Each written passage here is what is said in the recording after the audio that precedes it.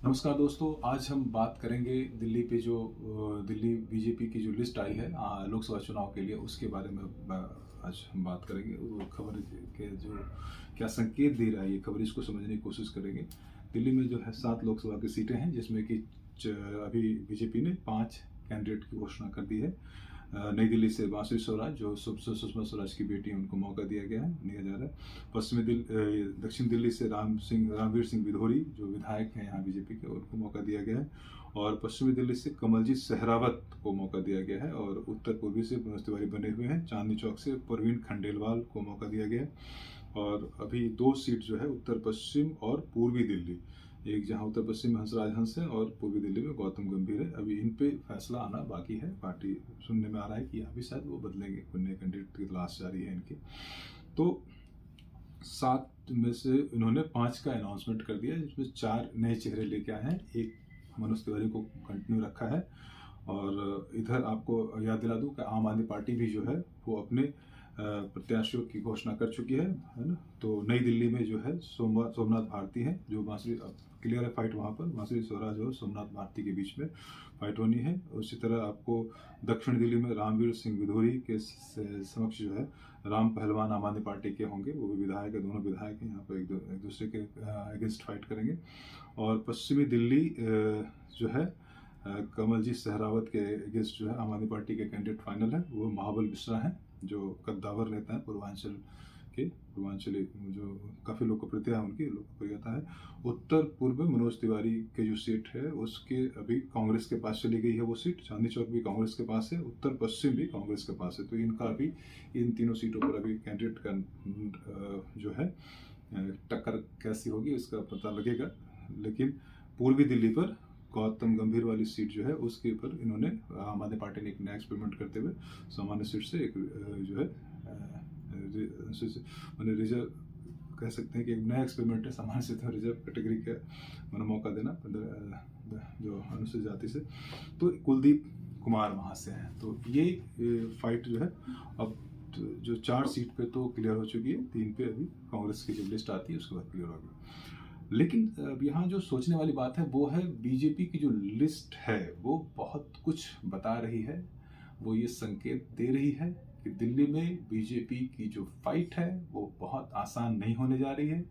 मोदी जी यहाँ लोकप्रिय हैं, लोग पसंद करते हैं, लेकिन जो इक्वेशन बन रहे हैं और जो लिस्ट जो बता रही है, लिस्ट भी इसका रिफ्लेक्ट कर रही है कि बीजेपी की जो सांसद हैं वो यहाँ पर बिल्कुल ही निष्क्रिय रहे, एक तरह से कहा जाए।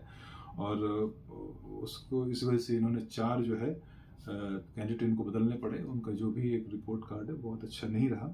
और आप देखिए, अब 7 में से 4 है ना, इन्होंने नए चेहरे को चेहरों को मौका दिया। अभी 2 जो सीट बाकी बच रही है, उत्तर पश्चिम और पूर्वी दिल्ली, वहाँ भी ये एक तरह से कैंडिडेट बदलने की बात हो रही है। मतलब आप देखिए 7 में से 6 जो चेहरे हैं उनको बदलने पड़े। तो ये लिस्ट, ये खुद में ये लिस्ट जो है वो संकेत दे रही है कि दिल्ली में बीजेपी के सांसदों का रिपोर्ट कार्ड बहुत खराब रहा। वो उनका जो परफॉर्मेंस है वो मतलब सिर्फ वो एक, अगर आप देखेंगे ओवरव्यू, अगर आप देखें तो वो सिर्फ आम आदमी पार्टी के पर अटैक करते हुए, उन पर बयान जारी करते हुए, अरविंद केजरीवाल को घेरते हुए, बस ये इनकी जो सक्रियता अगर आप देखेंगे सांसदों की तो यहीं तक सीमित है।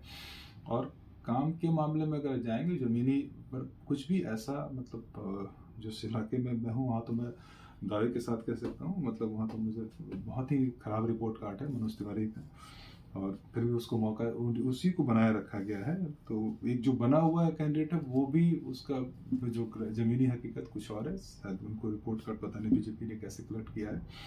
तो वो बहुत ही वहाँ भी सिचुएशन खराब है। तो कुल मिला के 7 में से 3 सीट जो अभी जो दिख रहा है वो तो बहुत ही टफ फाइट है वहाँ पर। नई दिल्ली से बांसुरी स्वराज और को बहुत ज़बरदस्त टक्कर देंगे सोमनाथ भारती, क्योंकि वो भी इधर जो है एक मजहबी राजनेता के तौर पर उभरे हैं आम आदमी पार्टी के। और पश्चिमी दिल्ली पर कमलजीत सहरावत के अगेंस्ट जो महाबल मिश्रा, बहुत बड़ा नाम है दिल्ली की राजनीति में, और वो पहले सांसद भी, उनके बेटे अभी विधायक हैं। मतलब वो एक बहुत ही ज़बरदस्त, पूर्वांचलियों में उनका बहुत बड़ा बेस रहा है। तो वो हारे भी थे, तो आम आदमी पार्टी की लहर की वजह से हारे थे। मतलब वहाँ पर जो आम आदमी पार्टी की वजह से उनके उन लोगों की पोजीशन थोड़ी सी कमज़ोर हुई थी। लेकिन अब अगर आम आदमी पार्टी और कांग्रेस के अगर वोटर जो है वो अगर एक जो भी अगर अपने जो उनको एक कर लेते हैं तो ये बहुत ही टफ फाइट जो है दे सकते हैं पश्चिम दिल्ली में खासकर।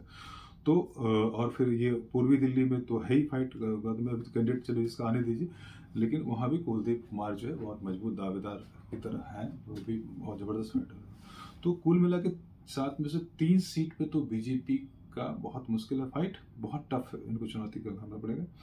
तो ये है ऑलमोस्ट अभी देखना होगा कि उत्तर पूर्व में मनोज तिवारी के अगेंस्ट कांग्रेस एक अच्छा कैंडिडेट ढूंढ पाती है कि नहीं। तो वहाँ भी एक बहुत ही, क्योंकि मनोज तिवारी की रिपोर्ट कार्ड खराब है और उसमें अगर कांग्रेस का कोई बहुत अच्छा कैंडिडेट आ जाता है तो बहुत ही ज़बरदस्त फाइट होगा। तो आप ओवरऑल देखेंगे तो 3-4 जगह ऐसी दिख रहे हैं कि जहाँ पर बहुत टफ फाइट है। तो बीजेपी की राह जो है वो दिल्ली में आसान नहीं होने जा रही है, इतना तय है। अब देखना होगा कि मोदी मैजिक कितना इस बार इन लोगों की मदद कर पाता है। ये उसी तरह इन्होंने पूरे जो है अपने टेन्योर को निकाला है। अब आगे लेकिन अब इस पार्टी के लिए बहुत बड़ी चुनौती बन के उभरे हैं ये लोग, बन गए ये सारे।